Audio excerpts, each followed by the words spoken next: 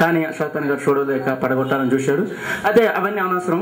అయితే ఇంకోటి ఏంటంటే ఆ యొక్క ఇంట్లో నేను ఉపవాసం ఉండి ప్రార్థన చేస్తున్నప్పుడు మా మా మామయ్య గారు అబ్బాయి, చిన్న అబ్బాయి ఎక్కడున్నాడు?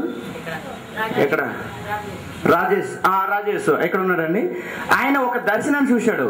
ఏమిటి ఆ దర్శనం అంటే, ప్రార్థన అయిపోయిన తర్వాత ఆయన చెప్తున్నాడు, బావా నువ్వు మొత్తానికి రోడ్డు మీద పడిపోయావు, నీ దగ్గర ఏమీ లేదు, దిక్కు లేనటువంటి స్థితిలో ఉన్నావు. అసలు నీ ఘోరమైనటువంటి స్థితి చూసి ఆ దర్శనంలో నైనా ఏడ్చేసాను. అప్పుడు ఇంకా చాలా చిన్నవాడు. సుమారు ఇది ఎప్పుడు జరిగిందంటే 2002 సంవత్సరంలో జరిగినటువంటి దర్శనం ఇది. నేను మర్చిపోయిన 15 రోజుల క్రితము ఈ దర్శనాన్ని ప్రభు నాకు జ్ఞాపకం చేసి, ఈ దర్శనాన్ని నువ్వు చెప్పాలి. అవును, ఎందుకని చెప్పాలి, ఇది ఏంటి కారణం అని చెప్పి ప్రభు నేను అడిగినప్పుడు, పలానా రోజున ఈ దర్శనానికి ఇచ్చాను, ఆ దర్శనంలో ఉన్నటువంటి వ్యక్తి ఇక్కడ ఉన్నాడు అని చెప్పేసానంటే, అప్పుడు నేను అనుకున్నాను అనమాట, ఏంటి ఆ దర్శనము అని చెప్పేసానంటే, ప్రార్థన చేస్తున్నప్పుడు మరి నేను రోడ్డు మీద పడిపోయాను నిజంగానే రియల్గా. మరి నాకు ఎటువంటి స్థితిలో డ్రైవర్ లేరు, ఎవరు లేరు, అట్లా మరి సరైనటువంటి పోషణ కూడా నాకు లేదు. చాలా బాధాకరమైనటువంటి జీవితాన్ని అనుభవించాను. కష్టాల్లో కూడా మరణపు అంచుల్లోకి వెళ్ళిపోయాను. మరణపు అంచుల్లోకి వెళ్ళి నా కుటుంబం, నా భార్య, మరి దేవుడు నాకు ఇచ్చినటువంటి భార్యను బట్టి నేను దేవుడికి ఎంతో రుణపడి ఉన్నాను. కానీ ఎన్ని బాధలు వచ్చినా, ఎన్ని శోధనలు వచ్చినా కానీ మరి నా భార్య నన్ను విడిచిపెట్టకుండా, మరొకరు ఎవరైనా ఇటువంటి భర్త ఉన్న వేస్ట్, విడిచిపెట్టి వెళ్ళిపోవాలి అనేటువంటిది. కానీ అటువంటి సమయంలో కూడా నాకు ఎంతగానో మరి సహాయం చేసి నన్ను ఆదుకొని ఒక కొడుకులా కూడా చూసుకుంది కొన్ని సమయాల్లో కూడా. దేవునికి స్తోత్రం. అది ఈ యొక్క సమయంలో ఆ దర్శనంలో ఉన్నటువంటి వ్యక్తి ఏంటంటే, రోడ్డు మీద పడిపోయినప్పుడు ఒక ముసలాయన తీసుకొని వచ్చి, ఇదిగో నీ కొరకు ఇక ఇల్లు ఖాళీగా ఉంది, ఆ ఇంట్లో నువ్వు ఉండు అని చెప్పేసి అన్నాడు. ఒక ముసలాయన అని చెప్పేసి నా దర్శనంలో ఆ కుమారుడు పేర్కొన్నాడు. చిన్న వయసు, 2000 సంవత్సరం అంటే చూడండి, చాలా చిన్న వయసు. ఆ సమయంలో అడిగినప్పుడు తర్వాత మన 15 రోజుల క్రితం నాకు దర్శనం చూపించినప్పుడు ఆ ముసలాయన ఎవరు అని చెప్పేసానంటే, స్వయంగా ఇక్కడ కూర్చున్నటువంటి మా అయ్యగారు అయినటువంటి రాఘవరావు గారు అని నేను మనవి చేసుకుంటున్నాను. ఎందుకని నేను చెప్తూ ఉన్నానంటే, ఈ యొక్క దర్శనాన్ని చూడండి, నేను ఎక్కడ కూడా సరిగ్గా పనిచేసేవాడిని కాదు. మీకు అందరికీ తెలుసు, చాలా సాధనలు అనిపించాను. ఎక్కడ కూడా సరిగ్గా స్థిరమైనటువంటి స్థితి లేదు, మరి ఏమీ కూడా లేవు. కానీ ఇక్కడికి వచ్చిన తర్వాత మరి వారు నాకు ఇచ్చినటువంటి మరి చనువును బట్టి, వారు ఇచ్చినటువంటి నా ప్రేమను బట్టి నేను బహుగా ఆశీర్వదించబడ్డాను. ఇక్కడికి వచ్చి సుమారు లేదంటే నేను అనుకుంటున్నాను 7 సంవత్సరాలన్నీ, మరి సపోజ్ ఇంకా తక్కువే ఉండొచ్చేమో నాకు తెలియదు. కానీ ఇక్కడికి వచ్చిన తర్వాత అయ్యగారు నాకు ఎన్నో మార్లు కూడా మాట చెప్పారు. ఏంటి అని చెప్పేసి, అయ్యా కష్టపడు, పని చేసుకో, బాగానే ఉంది, కానీ ఎవరికైనా సాధ్యమైతే ఉపకారం చేయి, ఎప్పుడు చెడు మాత్రం చేయవద్దు అని చెప్పేసి అన్నారు. అది నాకు గుచ్చుకుంది. వెంటనే ఏం చేయాలి, ఎవరికైనా ఉపయోగం చేస్తే మంచిదని అయ్యగారు చెప్పారు, ఏదో ఒకటి చేయాలి అని చెప్పేసి అన్నప్పుడు నేను ఒక మార్గాన్ని ఎంచుకున్నాను. ఏంటి అంటే క్రీస్తు మార్గం. యేసు క్రీస్తు మార్గాన్ని ఎంచుకుంటే కొన్ని ఉపకారాలు, అనేక మంది రోగులు ఉన్నారు, స్వస్థత లేనటువంటి రోజులు ఉన్నారు, వారందరినీ కూడా స్వస్థపరిచేసే దేవుడు. అయితే ఆయన సువార్తను నేను ముందుకు సాగినట్లయితే మరి ఆయన కుమారుడిగా ఉంటే నిత్య జీవాన్ని పొందుకుంటాను. మరి మా అయ్యగారు చెప్పినటువంటి మాటకి మరి నేను పాటించినట్టు అవుతానని చెప్పేసి నేను ఈ మార్గాన్ని ఎంచుకొని, మరి అయ్యగారు ఇచ్చినటువంటి ఆ మాట, ఒక మాట ఈ రోజు నన్ను క్రీస్తులో నడిపిస్తుంది. ఎవరికైనా చెడి అంటే మంచి చేయకపోయినా పర్వాలేదు, కానీ చెడు మాత్రం చేయవద్దు, మంచి చేయడానికి ప్రయత్నం చేయి అని చెప్పేసి అన్నారు.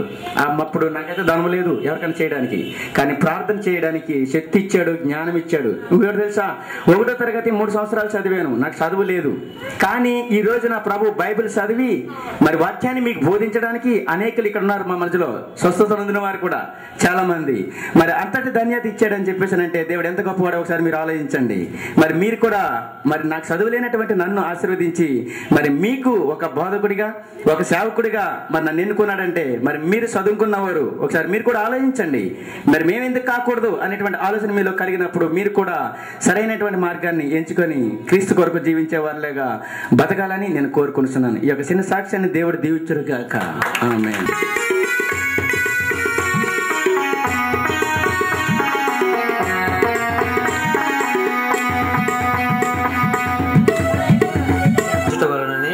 క్రిస్మస్ జరపబడుతుంది, దాన్ని తెలియపరచబడుతుంది. నన్ను వెంబడించు అనే మాట కొరకు తెలియపరచబడుతుంది. కనుక నమ్మిన నీ బిడ్డలందరూ వెంబడించినట్లుగా సహాయం దయచేయమని కోరుచు ఈ కార్యక్రమం అంతటిని ఘనంగా దిగ్విజయం కొనసాగించి నీ నామానికి మహిమ కలుగునట్లుగా, ఘనత కలుగునట్లుగా, లోకంలో జీవిస్తున్న మాకు మేలు కలుగునట్లుగా సహాయం దయచేయమని యేసు పరిశుద్ధ నామమున అడుగుచున్నాము తండ్రి. ఆమేన్. దేవుడు మిమ్ము దీవించును గాక, భూమి చేసిన వాడు పోషించును గాక, రక్షకుండు క్రీస్తు రక్షించును గాక, పరమ వైద్యుడు స్వస్థపరచుచుండును గాక, విజయము ఈ కోటం వినువారి కామేన్, విజయము ఈ కోటం వచ్చిన వారి కామేన్. మిత్రుడరమ్ము మైత్రితో పారా ఆధికమైన మాటల్లో సింతో మన్నాను తోరిను, మిత్రుడరమ్ము. మహాశైలరా, ఈ క్రిస్మస్ క్రీస్తు జయంతి పండుగగా, జయంతి ఈ మహా పండుగగా మరి మీరు వచ్చినందుకు మీ అందరికీ ప్రభు పేరిట శుభాశీస్సులు కలుగును గాక. మంచిదండి. క్రిస్మస్ పండుగ అంటే పండుగే కాదు, మహా పండుగ. అనేకమైన పండుగలు ఉన్నాయి కానీ ఈ పండుగ మహా పండుగ అని మనం భావించాలి. ఎందుకంటే ఇదిగో ప్రజలందరికీ కలగబో మహా సంతోషకరమైన శుభవర్తమానము. ఈ శుభవర్తమానము మరి ఈ మార్గములో ముందు కష్టం ఉన్న తర్వాత జీవం ఉందన్నట్టుగా వారు చక్కగా మరి చెప్పడం మాకు చాలా సంతోషమైంది. నిజమే, మత్తయి సువార్తలో 7వ అధ్యాయం 13వ వచనములో ఈ మార్గం ముందు ఇరుకుగానే ఉంటుందట, సంకుచితంగానే ఉంటుందట, తర్వాత అది జీవానికి నడిపిస్తుందని చెప్పారు. విశాలమైన మార్గం అయితే చాలా విశాలంగా ఎలా క్రీస్తు ప్రభు జన్మించింది అందరి కోసం, అందరి కోసం. వారు వీరు, ఆ దేశం ఈ దేశం, ఆ ప్రజలు ఈ ప్రజలు, ఆ రంగు ఈ రంగు అని కాదు. మొత్తం మీద ఆకాశం కింద భూమి మీద ఉన్న ప్రజలందరి కోసము ఆయన ప్రాణం పెట్టడానికి, ప్రజలందరినీ రక్షించటానికి ఆయన చనిపోయి మనల్ని రక్షించటానికి ఆయన జన్మించారు. ఆయన జన్మించారు కనుక ఆ సిలువను మోశారు. సిలువను మోశారు కనుక మరి ఆయన రక్తమును చిందించి మరణించారు. ఆ మరణంలోనే మరి చాలా విలువ ఉన్నది. ఆ సిలువే లోక ప్రజలందరికీ విలువ. ఆ సిలువ లేకపోతే మానవులకి విలువే లేదు. ఎందుకంటే ఆ మరణించుట వలన ఆయన జన్మదినము మరి సిలువ క్రిస్మస్ అని కూడా చెప్పుకోవచ్చు. ఆయన మరి సిలువ కూడా ఇందాక బాబు చెప్పినట్టుగా, ఆనంద్ చెప్పినట్టుగా, క్రిస్మస్ అంటే క్రీస్తును ఆరాధించుట, మాస్ అంటే ఆరాధించుట కనుక మరి ఆ క్రిస్మస్లో కూడా సిలువను ఆరాధించాలి. ఆ సిలువ వలన మనకు విలువను కలిగించటానికి ఆయన మన కొరకు జన్మించారు. మన కొరకు ఆయన మన భారములన్నీ మోశారు. మన కొరకు మరణించారు. సమాధి చేయబడి మనందరి కోసము ప్రప్రదంగా మనం అందరం అలా లేవాలని, ఆ లేచి పరలోకం వెళ్ళాలని ఆయన ప్రథమ ఫలముగా ఆయన అలా లేచి పరలోకానికి వెళ్ళారు. ఎలాగ వెళ్ళారు అలాగ మరలా వస్తున్నారు. ఆయన వచ్చేసరికి యేసు జన్మించారని మనం నమ్ముతూ ఉన్నాం, నమ్మాము. అలాగే యేసుక్రీస్తును ప్రభు నోటితో ఒప్పుకున్నాం, హృదయంలో చేర్చుకున్నాం. మరి బాప్తిసం చాలా మంది తీసుకున్నాం. మరి ఆ రెండో రాకడ కొరకు కూడా నిరీక్షణ కలిగి కనిపెట్టినట్లయితే ముందు లైలా తుఫాన్, తర్వాత జల్, ఇలాంటి తుఫాన్ల వల్ల చాలా మంది చాలా రకాలుగా మరణించిన వారు ఉన్నారు, నష్టపోయిన వారు ఉన్నారు, కష్టాల పాలైన వారు ఉన్నారు. అయినప్పటికైనా దేవుడు ఆయన కృప చొప్పున మనల్ని ఈ విధంగా నిలబెట్టినందుకు దేవాది దేవునికి మహిమ, దేవునికి స్తోత్రం, హల్లెలూయా. ఇంకా మనల్ని సజీవులుగా ఉంచాడంటే ఏదో మనం గొప్పవారమని కాదమ్మా, కేవలం ఆయన కృప మన మీద ఉన్నది కనుక మనం ఈ విధంగా ఇక్కడ కూడి విన్నాం. ఇప్పుడు మహిమారావు గారు అయ్యగారు చెప్పారు కదా, క్రీస్తుని ధరించుకున్న వారికి రోజు క్రిస్మస్. ఆమేన్. ఏడాదికి ఒక పండగ కాదండి, రోజు క్రిస్మస్. రాత్రి ఎంతమంది వచ్చారు? ఇందులో సగం మందికి వచ్చారు కదా. రాత్రి అక్కడ క్రిస్మస్ కదండి, హౌసింగ్ బోర్డులో క్రిస్మస్ అంటే ఆ రాత్రి ఈ రాత్రి అంతేనంటారా? మనకి రోజు క్రిస్మసే. అంటే ఎవరు హృదయాల్లో యేసయ్య ఎవరు హృదయాన్ని ఉయ్యాలతోటిగా చేసుకున్నాడో అట్టి వారికి రోజు క్రిస్మసే. మేన్ హల్లెలూయా హల్లెలూయా.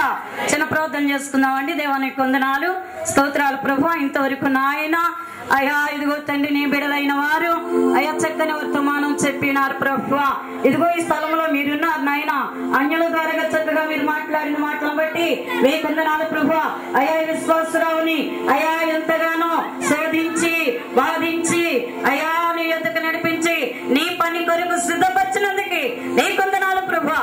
అయ్యా ఇంకా సాతానుడు అయ్యా పని చేయకుండా అయ్యా సాతానికి బానిసడు కాకుండా ఎప్పటికప్పుడు నీ మాటకు లోబడి నీలో జీవించి వారి బలంగా వాడబడే భాగ్యమును కలుగొచ్చేయండి. అనేక సంఘాల విడికి ఇవ్వండి, అనేక రకాలుగా వాడుకోండి. రోజా తనకిచ్చిన వారి బిడ్డను కూడా దీవించండి. అపార్ట్మెంట్ లోని వారందరినీ కూడా ఆ యజమానులను దీవించి ఆస్వాదించండి. కోరి వచ్చిన బిడ్డలను దీవించండి. అయ్యా నీ మాటలకు చెప్పడానికి ఇష్టపడి నిలబడినాను. నన్ను మరుగుపరిచి నా ద్వారా మీరు మాట్లాడమని నా నోటికి పోరై ఉండమని ఇస్తున్నాము నచ్చిన మా పరమ తండ్రి. ఆమేన్ హల్లెలూయా. చూడండి రెండు మాటలు నేను చెప్తాను, సమయం లేదు. వారిని విడిచిపెట్టలేదు జ్ఞానులు. దేవునికి స్తోత్రం. ఎంత జ్ఞానులైనా అప్పుడప్పుడు పడిపోతా ఉంటారు కదమ్మా. నాకంతా తెలుసు అంటే నిజంగా వాళ్ళకి ఏమీయో తెలీదు. మంచిదే. ఇంకా చూసుకుంటే ఈ గొల్లల విషయంలో చూసుకుంటే గొల్లలకి దూతల ద్వారాగా వర్తమానం వెళ్ళింది, కానీ దూతల దగ్గరుండి గొల్లల్ని తీసుకురాలి. మ్యాన్ ఇక్కడ చాలా మర్మాలు ఉన్నాయి కదమ్మా.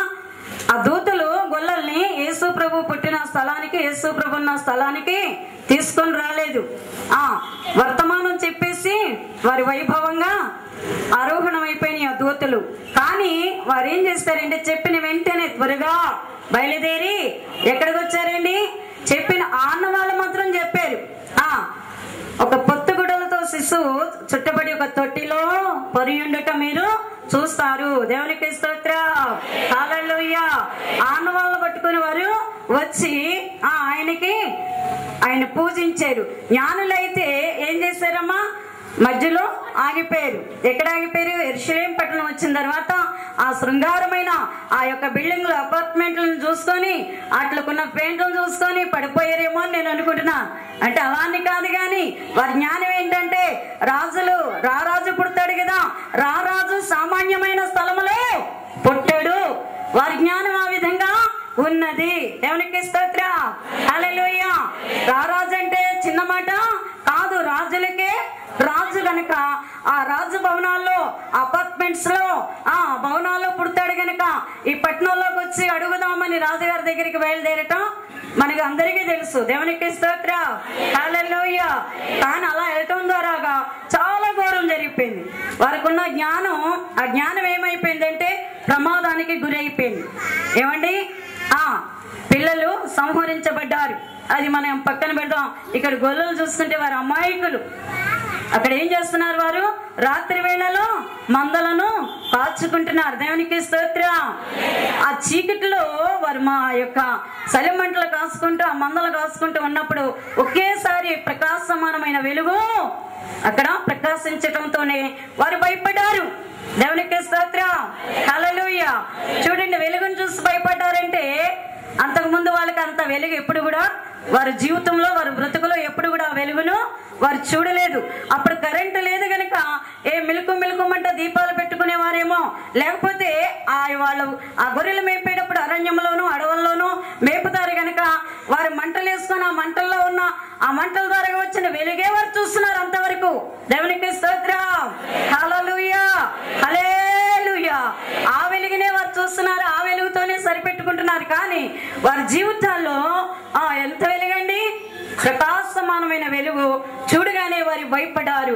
భయపడిన వెంటనే దూతలు ఏమన్నారు? భయపడకుడి. దేవునికి స్తోత్రం. భయపడకుడి. మీ చీకటి బ్రతుకులు ఈ రోజు నుంచి మీ చీకటి బ్రతుకులు మనకి దూరం అయిపోతాయి. మీ బ్రతుకుల్లో వెలుగు నింపటానికి వెలుగైన క్రీస్తు ఈ లోకానికి మీ అందరి కోసము వచ్చినాడని శుభవర్తమానం. దేవునికి స్తోత్రం. అట్టి శుభవర్తమానం చూడండి, లోకంలో చూసుకుంటే ఎక్కడ చూసినా అపశుభం. దేవునికి స్తోత్రం, దేవునికి స్తోత్రం, హల్లెలూయా. అన్ని కూడా మరి దుర్వార్తలే. ఎక్కడ చూస్తున్నా అక్కడే యాక్సిడెంట్, ఇక్కడే యాక్సిడెంట్, లేకపోతే ఆ వ్యాధులు, ఈ బాధలు, లేకపోతే వాళ్ళు ఇలా అయిపోయారు, వాళ్ళు అలా అయిపోయారన్న ఆ యొక్క మాటలే. తెల్ల బట్టలు వేసుకొని టచ్ చేసుకొని బైబిల్ పట్టుకుని వాకింగ్ చెప్తున్నట్టుగా నేను దర్శనాన్ని చూశాను అని చెప్పేసి అన్నారు. అప్పుడు నేను ఆశ్చర్యపోయాను, ఏంటిది, నాకేమో చదువు రాదు, ఇవిడేంటి మరి దర్శనం చూశాను వాకింగ్ చెప్పాను అని చెప్పేసి అంటుంది. బైబిల్లో ఏది ఎక్కడ ఉందో కూడా నాకు తెలియదు సరిగ్గా చర్చకు కూడా మరి వెళ్తాను, కానీ వాక్యాలు చెప్తూ ఉంటారు, తీయడానికి కూడా నాకు అది రాదు. కానీ మీరు ఇదేంటి అది ఎలా చెప్తున్నారు మీరు అని చెప్పేసి అని నేను ఆశ్చర్యపోయాను. తర్వాత మళ్ళీ అలాగే సుమారు లేదంటే 7 సార్లు చెప్పారు అదే మాట. 7 సార్లు వచ్చినప్పుడు 7 సార్లు అదే మాట చెప్పారు. చెప్పిన తర్వాత సరే దేవుని చిత్రం ఎలా ఉందో అని చెప్పేసి అనుకున్నాను. అనుకున్న తర్వాత ఓ రోజుని మీకు ఇంతకుముందు మన సంఘస్థులందరికీ తెలిసి ఇంతకుముందు చెప్పాను సాక్ష్యం, అదే సాక్ష్యం మళ్ళీ రిపీట్ చేయడం ఇష్టం లేదు. సరే